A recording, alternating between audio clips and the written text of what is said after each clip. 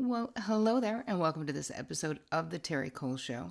I'm having kind of a girlfriend jam with one of my pals, Liz Josefsberg. And she is someone whose work I got turned on to because I saw her on a podcast a while ago. Who was it? It was Tom Bilyeu's podcast. And she was just talking about weight loss and health in this really holistic way that I was so into. I was like, yes, because I've always personally had my own struggle with weight.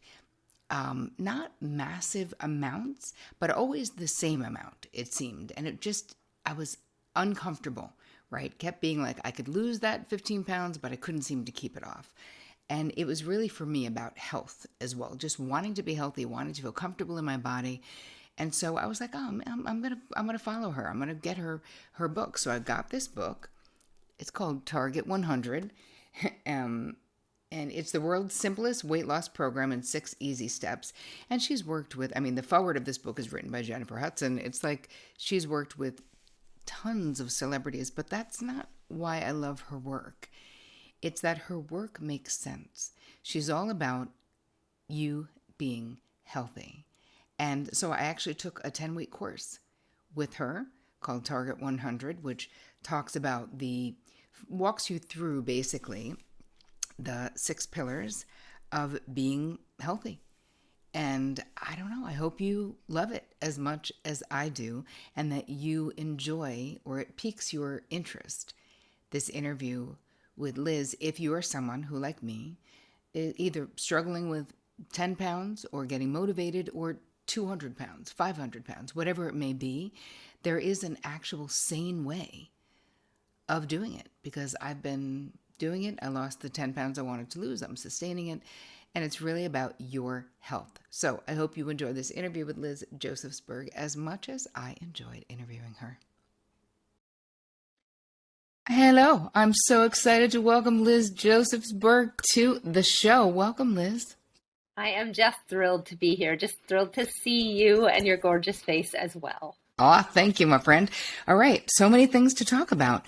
One thing that I want to talk about is Target 100, the book that I really loved. And kind of that's how we met. And I talked about it a little bit at the top, but I want to talk about the book, but I really want to talk about sort of your story a little for those in my audience who may not know you. Just give the background because I'm very familiar with your story, but I want them to hear how you got here. You have been helping regular people and very, very famous people for a very long time get healthy. That's basically what you've been doing. So can you tell us how you got to here, how you got to Target 100? Yeah, well, I like anything probably that's meant to be. I had an issue with weight and health myself, and that led me down this path of searching in many, many ways and areas to kind of figure out, how to tackle this weight issue that I had. And, the issue being that, and I've heard this from so many of the women that I help, is that we're like smart, amazing women, human beings, men dealing with this issue. And we think, oh my gosh, I do hard things all the time. I do hard things. Why can I not figure this one out? And I think that was what it was for me is like, I'm like achieving all this stuff. So I ended up, I was a weight issue since I was 14, ended up, trying every single diet in the world. I've lost multiple hundreds and hundreds of pounds over the course of my lifetime. Ended up, going to Weight Watchers, ended up working at Weight Watchers, worked my way all the way up into their executive levels. I was there for 11 years. Became their celebrity weight loss expert, was, their national spokesperson. I was writing their weight loss programs, and then left there and started my own company, a consulting company where I would consult around the world in weight loss, just different, places like large corporations, anything to startups, to new devices that were coming to the market. Because I just wanted to know everything, because I felt like the pain that I had gone through with this weight up and down and in and out and the yo-yoing, like if I could just learn everything out there possible, and could I pull it together and help somebody not go through what I went through? And that's sort of been my driving purpose ever since. So 20 years later, here I am.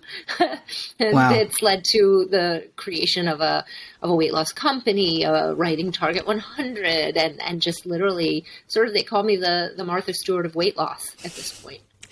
I love it. I think that's a good moniker. Although I don't know Martha Stewart personally, but I can attest to the Me fact neither. that you seem a lot nicer. But anyway, so with the what you've shifted. So you left Weight Watchers.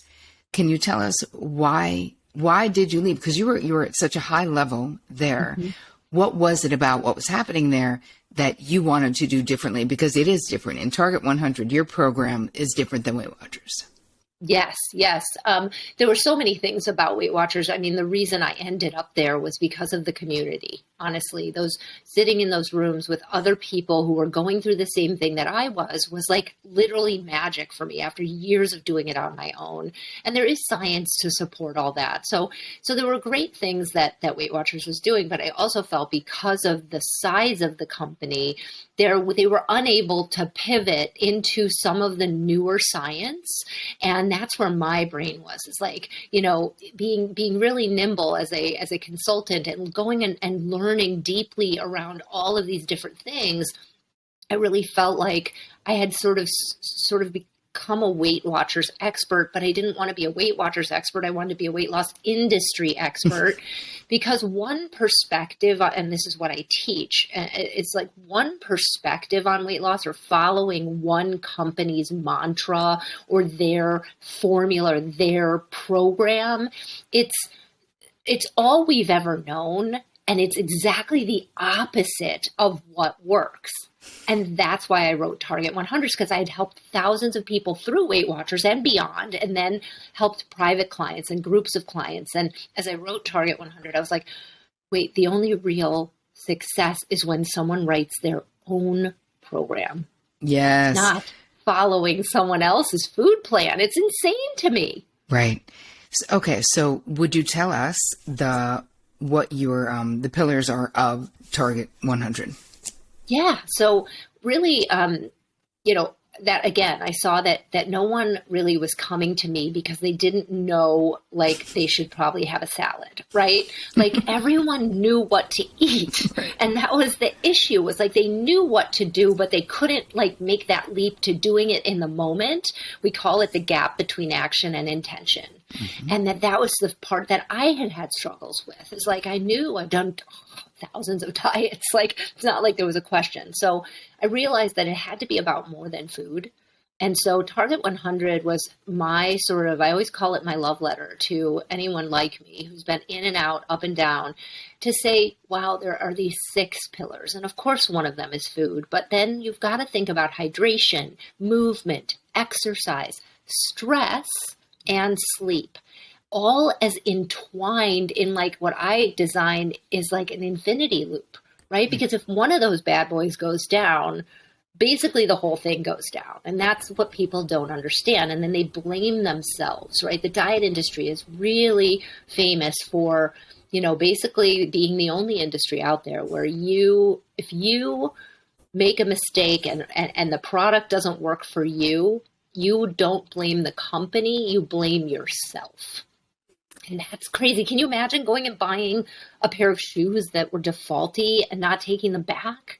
Right. But we instead blame ourselves. So I found out that those other pillars, something as simple as sleep, right? Like if you miss sleep, what a lot of people don't realize is there are hormones raging through you all of the next day that make you hungrier. Right. Mm. So you may have missed your sleep, then you missed your exercise in the morning because you overslept because you missed your sleep. Now you've missed exercise, which also there's science that says when we do exercise, we make better food choices. So now you didn't sleep, you haven't exercised, your hormones are raging. Like I always say, like baby carrots are not going to be your first choice in the next 24 hours. Right. Right. So once I realized that I wasn't broken, and that no one is broken. They just really have never been shown a true path towards designing and creating a program in 6 equal pillars, Right. Again, same thing, right? Equal pillars. There's not like food is the most important, which is what this industry wants us all to believe is like, if you just get food right, you'll be fine. Like just follow my food plan, you'll be fine. So I'm really trying to take that off of people. What's so amazing about your program, and I can actually say this because I took a course with you, which is why you're on the show, is that it is the first time in my own life and my evolution of health. I had seen you on Tom Bilyeu's show, and I was like, oh, I really like what this person's saying. Then I did a bunch of research, and I was like, oh, this is amazing.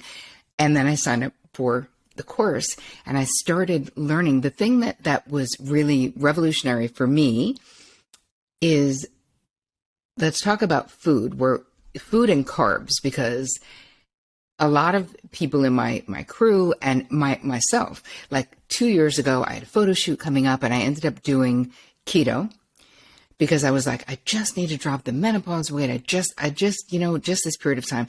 And it's just such hell. And nobody can eat like that forever. I'm just saying, it was just a nightmare. I just don't want any more cheese. Like, goodbye. No. And let's talk about, I want to know why you say what you say. But the most liberating part of this for me is that you say eat 100 grams or less of carbs a day and 100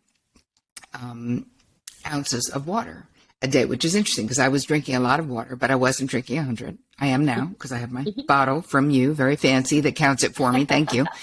But can you talk about the carbs? Because I found that piece very liberating. The thing that was it's very daunting, I think, for many busy people in my world to be counting all the things.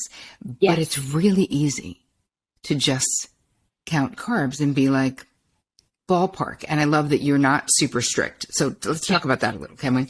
Yeah, that was it, watching thousands of people and being that person losing weight, like where this industry has gone into these like macro counting, like devices and tracking. And like people got so hung up on the idea that if they went, outside of whatever these perceived limits were, what I saw in their behavior was that the minute that they thought that they'd done something wrong, they started to overeat out of control, right? And I don't know, for anyone who's listening, right? You're on a diet and you make a perceived mistake and then you say, well, I'll blow it for the weekend and I'll start again on Monday. But Monday never comes because the diet that you're on is so horrible that you can't even face going back to it, right? Like your keto. Yep. So you keep pushing it off and then it never comes. And so what I realized was it was never about someone being perfect. The people that I saw, including myself, lose a large amount of weight. I lost 65 pounds. I've had it off over 10 years. Wasn't because they were perfect. It was because they knew how to navigate a perceived mistake and literally return by the next meal. And what I tried to write this program around was like this concept of the ish, right? That if you could, and I say it all the time in the class, is, give me 100-ish. If one day it's 115 and the next day it's 87 and the next day it's 142, it was never about those numbers. It was about the fact that you're not feeling guilty because we're calling it's a very soft 100. Again, I had done keto. I had done intermittent fasting. I've tested everything. They call me like the guinea pig, the weight loss guinea pigs. I do everything out there to test myself. And so, then I went to research, like where is this sort of carb threshold where people can live a really good life, right? Like you don't need to blow breakfast. Like I don't need to have like pancakes for breakfast every day when I'm going to work, right? Like, but then I might want a little piece of bread with my sandwich at lunch, or like that you could live a life that wouldn't really tamp you down in any way. And that I think for me it's livability over perfection every time, because I have these mugs that we made for the business that I've got right here. It says B over T equals results, right? Because I believe that behavior over time equals results. So if you're eating in that 100-ish carb range, which is enough for you to have a life but still lose weight using all the other 6 pillars alongside of it, you can you can sustain that behavior over time because you're not miserable. You're not wishing never to see a piece of cheese again. So Right. that behavior over time is really what matters, more than, it being like, let me get 12 pounds off in the next 2 weeks, which are going to come back plus more with a vengeance.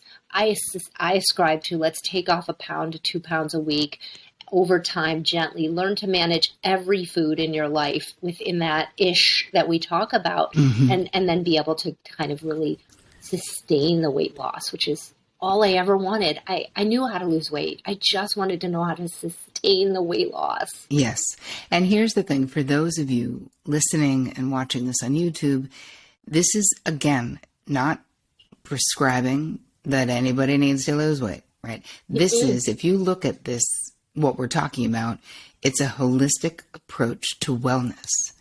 And I think that that has been missing, the holistic approach. And in Target 100, what you have, Liz, really is that we hit all the important areas, because sleep is major. And I know a lot of the women in particular in my crew, especially going through menopause or having little kids where you're incredibly sleep deprived, it really does impact what happens to your body physically.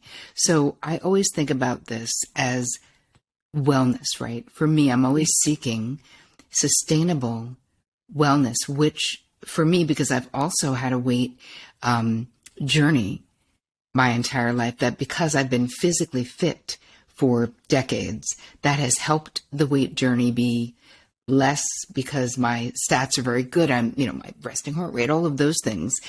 But it's about, again, the comfortability. And I think that even if you're in good shape, I found that through menopause, I gained weight, and I was really mad because I didn't really change much. And I was like, this is legit. Like, I do not deserve whatever is happening right now. I'm so mad. Not. And it's not, and it wasn't that it was so much, but it was frustrating, and I felt uncomfortable.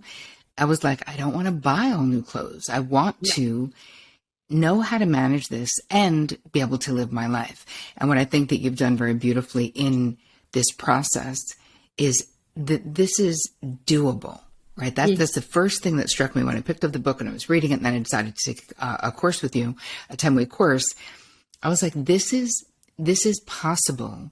You can live a life and not, like you're saying, be in total deprivation. I want to talk a little bit about, with people who find it difficult to set boundaries within themselves. When I used to be, when I was a lot younger and my discipline was not the best, if somebody brought the donuts in, if I didn't buy the donuts, somehow I felt like it wouldn't impact me to eat the donuts. Now, obviously that's not true, but what are your thoughts or your advice about setting boundaries around food and being able to learning how to say no? Yeah. Well, I think that's so much of the core teachings. And I do love that you talked about this outside of the realm of weight loss, because we certainly have a lot of women join our courses that don't have a lot of weight to lose. They'd like to take a couple of pounds off that are frustrating, but they want to feel better. And when they hear about the 6 pillars and they know that they're going to get an education in all 6, they come for this idea of more energy and more self-confidence and more better sleep and less stress. Those are much more important these days to women than the number on the scale, which I am so happy to see that be a piece of this. But with the just kind of talking about the boundaries piece and wrapping back into that, I think what a lot of people don't understand about food choices is that we are actually prehistorically kind of wired. And again, if someone would have just told me this when I was in my teens, is that no matter what happens, if you see food, smell food, or talk about food, you are triggered in a deep physiological way to eat that food. So I thought something was wrong with me, that I had no discipline or no willpower, is the word that loves to get thrown around. And the fact of the matter is, it doesn't matter if you just had a giant meal. If you are shown donuts in the next 5 minutes, your mouth will water, your stomach will grumble. You will actually have physiological, sort of signals of hunger, even though you're not hungry. So I think for me, learning to evaluate kind of like everything in your book, right? Around boundaries. It's like evaluating the actual circumstances and what do you want to do in those circumstances? What actions do you want to take? So I sort of learned, and I'm always teaching habit formation. So you know this from being in the course, is that, we go, oh, okay, so I noticed that, each time someone brings the bagels in on Friday and I walk in there and I say, I'm not going to eat one. And every time I do it anyway. Yep. What's wrong with me? Nothing's wrong with you. You're physiologically driven to do it.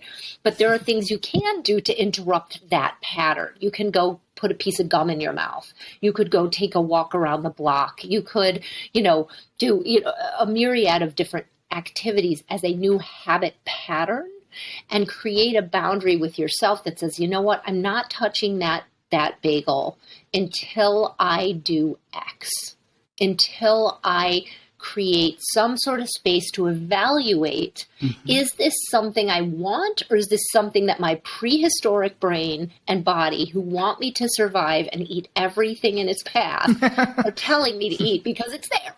Right. So I hope that's helpful to someone to know that there's nothing wrong with you. All these commercials and everything they're doing is to drive you to eat, because if you eat their food, they make more money, and they've learned that you can't resist it. So You're going to see food in places you've never seen food before.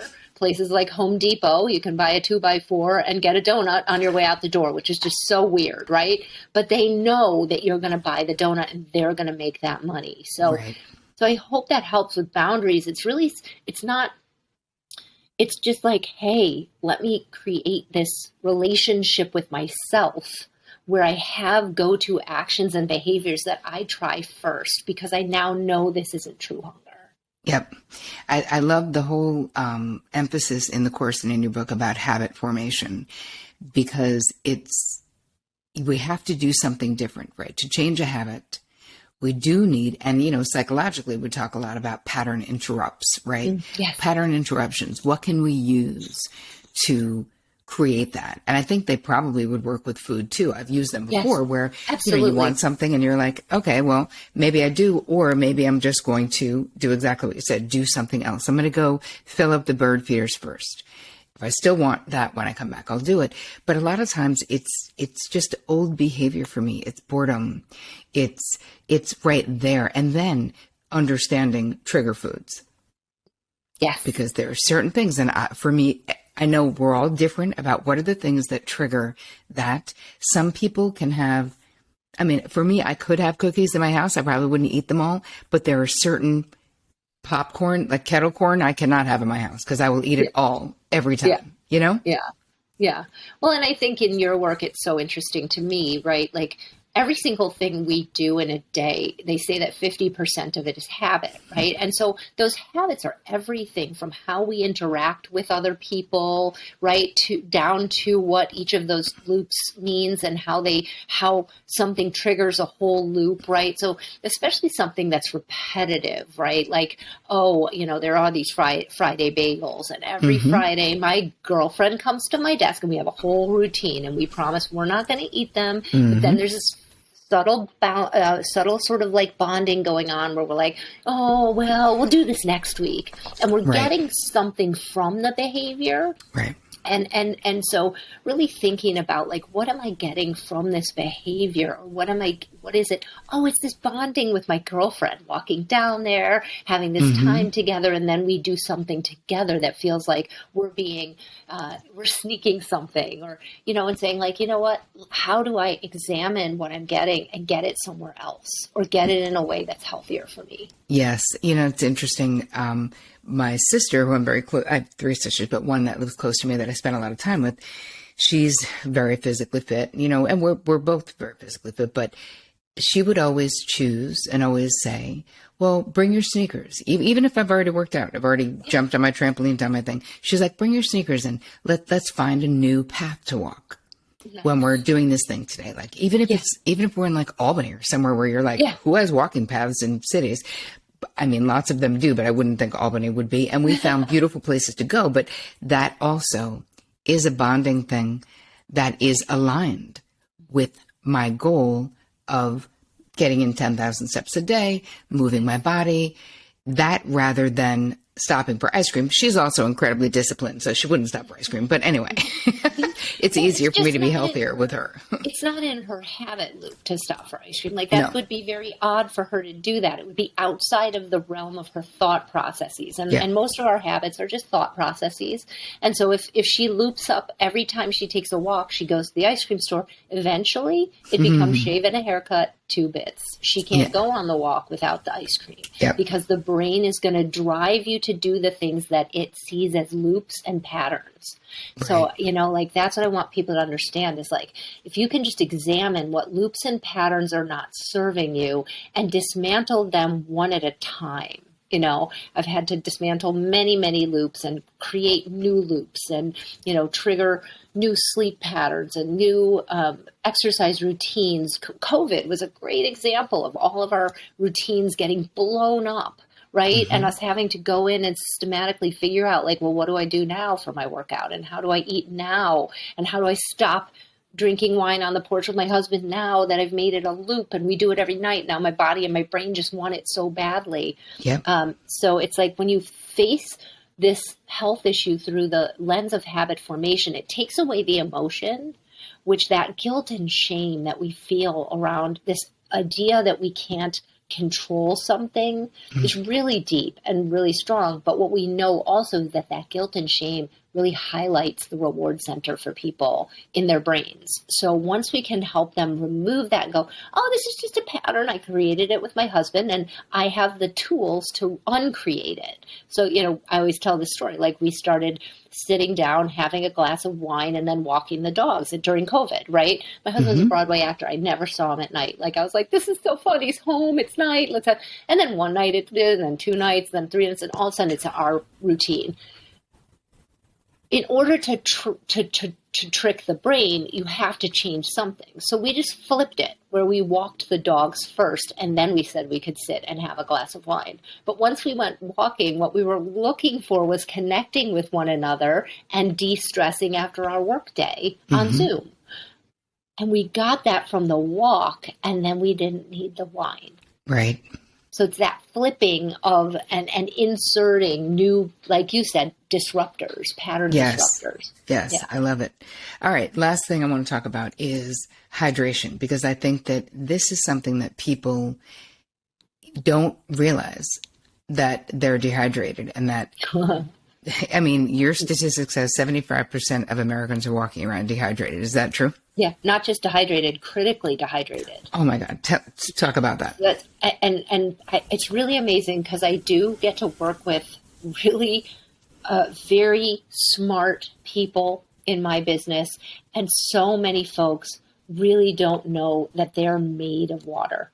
Like literally made of water. My husband made me laugh so hard the other day, and I have to just say it because it's so silly, is like, he said, you know what we are? We're just a puddle of water in a meat sack. And I was like, that's disgusting, but that's so hilarious because every single thing in your body is made of water, like up to 78%, like your brain and your heart, and these very vital organs need water, right? You can't live for 2 days without water. You can go 30 days with no food. So really thinking through the fact that every function in your body needs to be hydrated in order to actually be working at its optimal rate. So when I, put hydration in and then, target 100, we call it 100 because everything's based around the number 100, and was researching like, what's that optimal amount of hydration? It's right there for men and women. It's, women, it's really 96 ounces, and men, it's like 112, 113 ounces. So I said, let's just put it right in the middle because we don't need to remember a whole bunch of numbers, just ish this.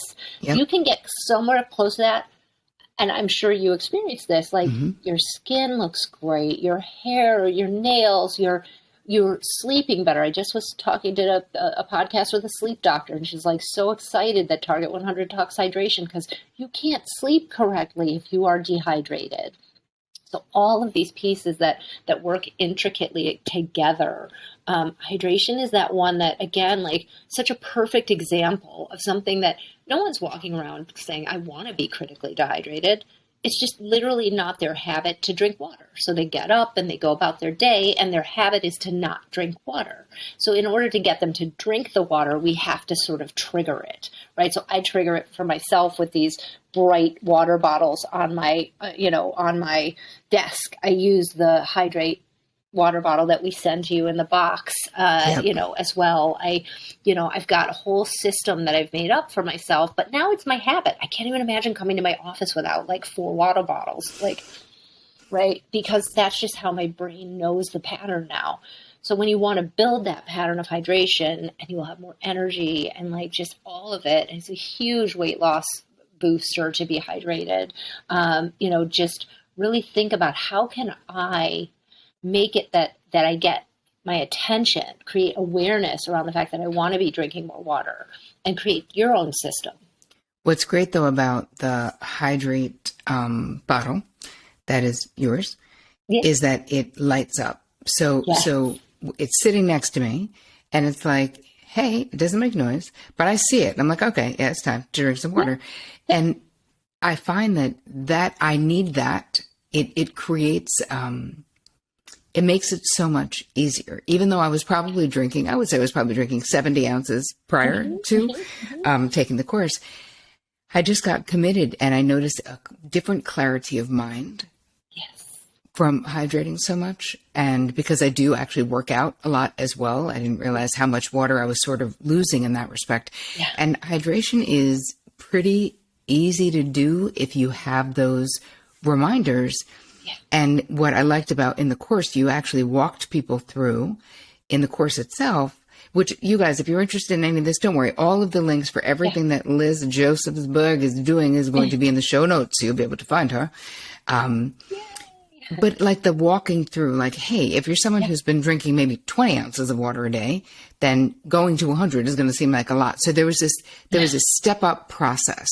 Yes. So, and people in the group were like, oh, okay, this I can do. Okay, I got that. Now I'm moving into, it's week 2 or week 3 or week 4.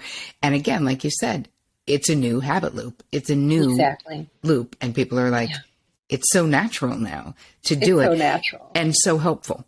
Yeah. Well, and now you probably have a physiological trigger that understands the difference of being hydrated and not, so that you can actually go like, wow, I really need some water. Whereas most people are walking around critically dehydrated, and they can't tell the difference between hydration and hunger, which are very easily mistaken. So a lot of people go and overeat because they are really actually just thirsty. Right. So and don't realize it. Simple things. That's why the book is titled The World's Simplest Weight Loss Program in 6 Easy Steps, because that was my goal in life, was to say, this doesn't have to be so hard, and it doesn't have to hurt, and it can be enjoyable, and you can actually be like, I want to tell my friends about this, oh, this was terrible. I don't want anyone to do this. Exactly. All right. I have one more question for you that I ask a lot of my guests, and it's about boundaries. Personally, what has been your most challenging boundary struggle, and how did you overcome it? Oh, such a great question. I think my personal struggle has been almost, it's like, if I can say, with myself, around being a working mom. And really just constantly beating myself up and creating stories around how I was wrong or bad for loving my career, and for really truly, I wake up every day passionate to help people. Like, this is my dream. And that somehow, because I wasn't, picking them up at school every day or at every soccer game, that I was somehow a bad person or a bad mother, and kind of really going in there and seeking evidence around the fact that, because that's how I'm built. It's like, I want data, I want evidence, and really learning that this was a preconceived limiting belief that I had around my own ability to have this career and be a mother and be effective as a mother, because I just had created all these guidelines for myself that just weren't true. So if that makes sense, it was a real struggle. It definitely does. And you're so not alone in that, but getting to the point where it sounds like you've gotten to, of realizing like, hey, this is a story, and I can change that story because a passionate, engaged mom Hmm. is a really good role model for kids too, Yeah. Indeed. Well, and to, stop, over, and I see this with, when you and I spoke, like this is such a big piece of what I see for weight gain in women, which is over committing themselves.